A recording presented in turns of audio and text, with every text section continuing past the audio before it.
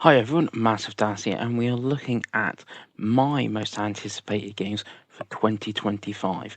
So this is my list going from 10 to 1, and we're looking, like I said, looking at what I am looking forward to in 2025. With that said, let's run the intro.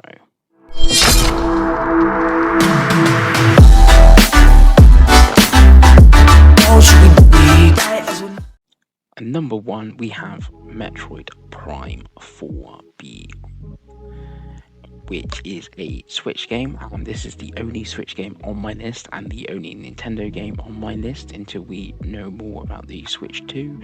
And this is one that I'm hoping is going to either be Switch 2 enhanced or whatever, because it looks very impressive in the trailer. Maybe it's going to be backwards compatible, should be backwards compatible in worst case scenario to play it like that. But yeah, looking forward to this one, and if it wasn't for Metroid Dread Prime remastered on the Switch, I don't think I would be looking forward to this one at all, but I really enjoyed both of those games.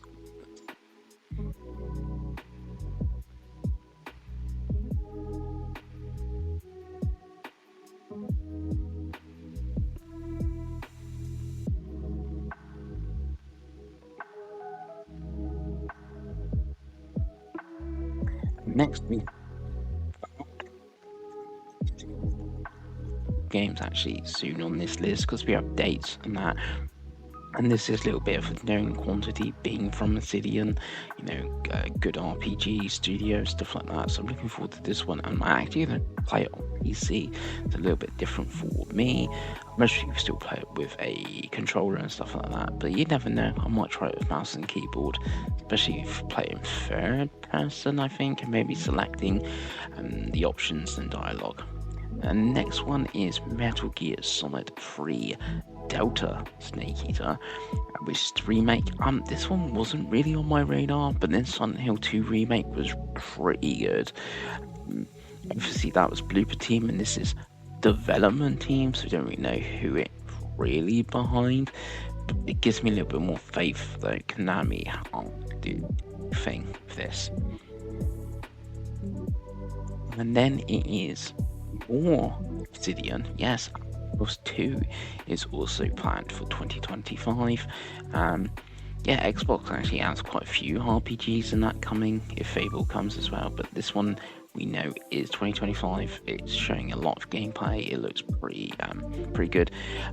Actually, I'll mostly play this on PlayStation. How I play games, I'll mostly just buy it, finish it, sell it, move on, sort of thing. But yeah, looking forward to this one. I do like my RPGs.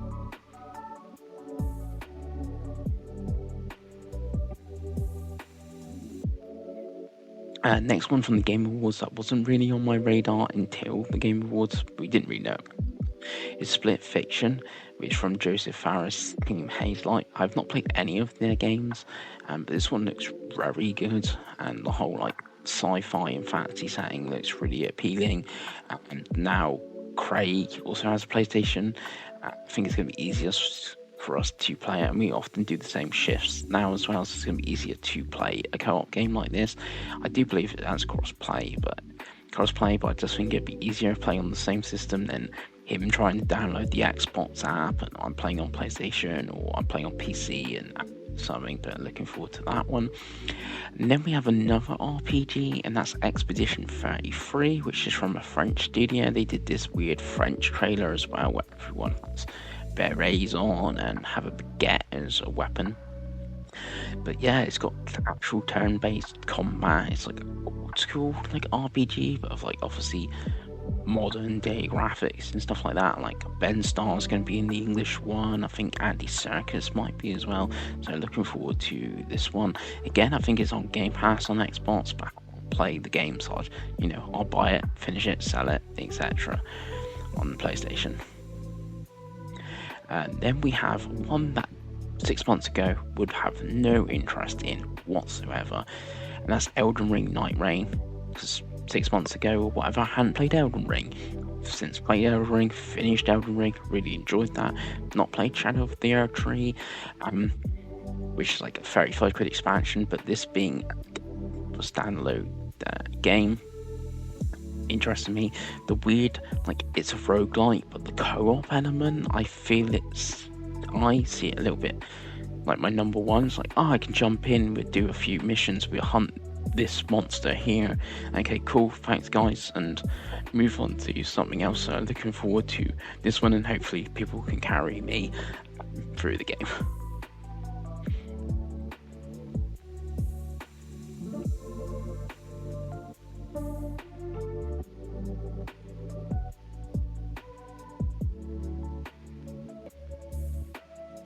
Then we have one of the PlayStation Studio titles in Ghost of Yotei.